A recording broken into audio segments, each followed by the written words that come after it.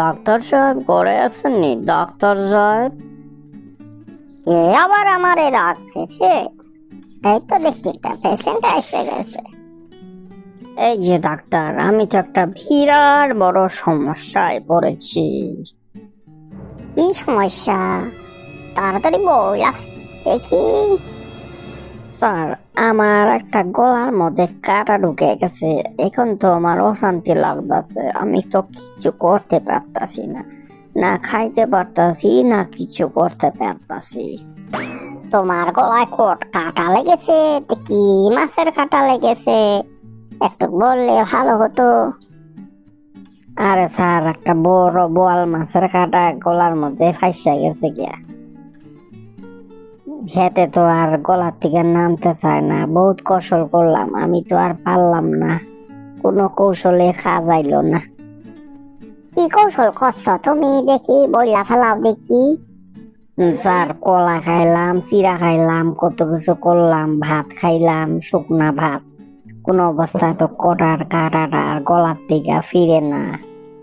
এটা তো বেটা ফাঁসা বইছে ভালো কইরা। এখন তো আমার দিছে বিপদে ফেলাইয়া। আপনি তাড়াতাড়ি উদ্ধার করেন কাঁটাটারে।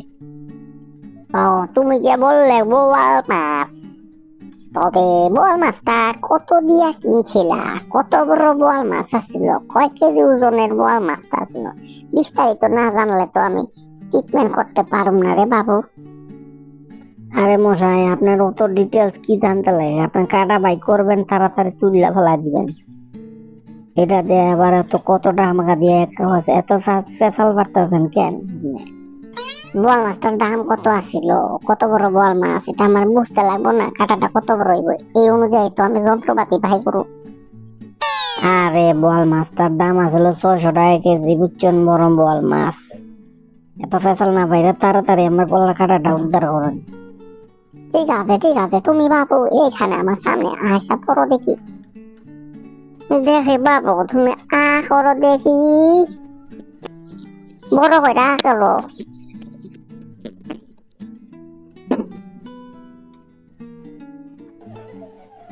আ আ আ